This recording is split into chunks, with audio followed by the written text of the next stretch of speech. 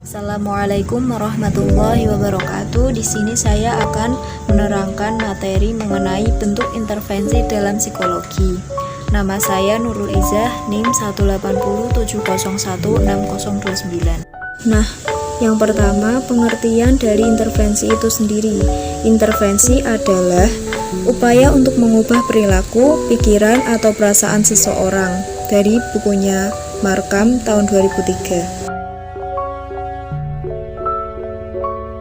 Selanjutnya, tujuan dari intervensi membantu klien mengalami perubahan yang diinginkan seperti berikut. Yang pertama, dapat memperoleh kembali keberfungsian sosialnya selaku anggota masyarakat yang layak. Yang kedua, memperoleh kemampuan untuk mengatasi gangguan yang dia hadapi. Ketiga, meningkatkan kemampuan mengatasi masalah dalam kehidupannya dengan teknik penyelesaian masalah yang lebih baik. Yang keempat, lebih mampu menjalankan peranan-peranan barunya sesuai dengan perkembangan dirinya sehingga gangguan serupa dapat dicegah supaya tidak berulang lagi. Lalu, bentuk-bentuk intervensi terdiri dari 13 bentuk. Yang pertama yaitu bentuk intervensi psikoterapi, yaitu intervensi yang dilakukan dalam suatu bentuk perlakuan atau treatment terhadap permasalahan yang sifatnya emosional, di mana seorang terapis sengaja membina hubungan profesional dengan klien dengan bertujuan untuk menghilangkan perilaku emosional kliennya. Kemudian yang kedua adalah bentuk intervensi psikoterapi suportif. Nah, intervensi ini merupakan bagian dari intervensi psikoterapi, yaitu psikoterapi yang bertujuan untuk memperkuat perilaku penyesuaian diri yang sudah baik dan memberi dukungan psikologi kepada klien. Ketiga yaitu intervensi psikoterapi reedukatif. Nah, intervensi ini masih merupakan bagian dari intervensi psikoterapi, yaitu psikoterapi yang bertujuan untuk mengubah cara pikiran dan perasaan klien agar klien tersebut dapat berfungsi lebih efektif dalam semua aspek kehidupannya dengan cara mengkaji ulang keyakinan serta mendidik agar memiliki pengalaman baru. Yang keempat yaitu intervensi psikoterapi rekonstruktif. Masih merupakan bagian dari psikoterapi rekonstruktif. Intervensi ini merupakan intervensi yang bertujuan untuk mengubah seluruh kebijakan klien, yaitu dengan cara menggali ketidaksadaran, analisa, memberi pemahaman pada klien tentang proses tak sadar. Yang kelima, intervensi behavioral, yaitu sebuah intervensi yang bertujuan untuk memodifikasi perilaku maladaptif langsung baik dari segi kognisi, emosi, dan sosiologis. Yang keenam, intervensi fenomenologikal, yaitu sebuah intervensi yang bertujuan untuk memberikan klien belajar mengambil tanggung jawab serta memahami perasaannya dalam berperilaku.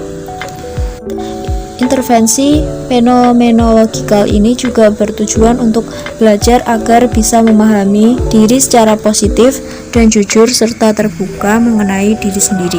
Yang ketujuh yaitu intervensi rehabilitas psikososial, yaitu sebuah intervensi yang bertujuan untuk memberikan usaha dalam memberikan informasi bagi keluarga atau pasien mengenai masalah atau gangguan yang dialami, membantu pasien memahami, mengurangi, atau mencegah munculnya masalah terkait dengan situasi sosial yang terjadi. Kedelapan yaitu intervensi preventif. Sebuah intervensi yang bertujuan untuk melakukan pencegahan terhadap suatu masalah yang akan terjadi, terutama pencegahan masalah dalam hal ketergangguan mental seseorang. Yang kesembilan, intervensi preventif tersier. Intervensi preventif ini merupakan bagian dari intervensi preventif.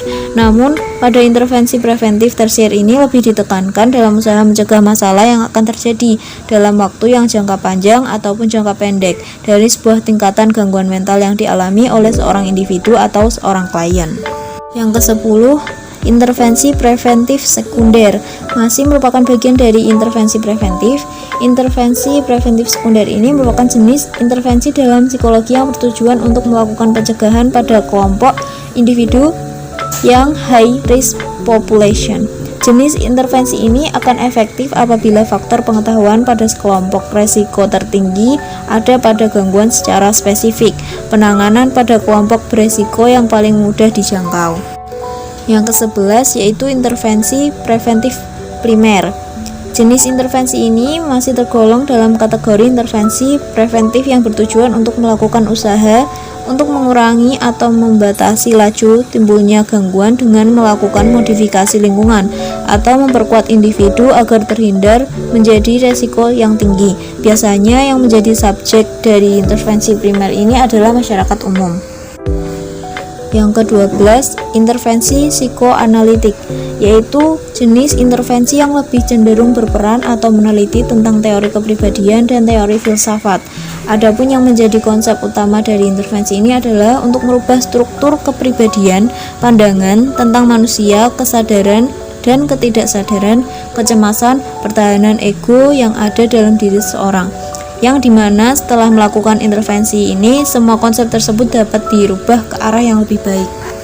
Yang terakhir adalah intervensi eksistensial humanistik. Konsep utama dari intervensi eksistensial humanistik ini adalah kesadaran diri, kebebasan, tanggung jawab, dan kecemasan, dan penciptaan makna. Penciptaan makna dalam hal ini adalah seorang individu berusaha untuk menemukan tujuan hidupnya dan menciptakan nilai-nilai yang memberikan makna dalam kehidupannya. Baiklah, sekian presentasi dari saya, kurang lebihnya mohon maaf. Wassalamualaikum warahmatullahi wabarakatuh.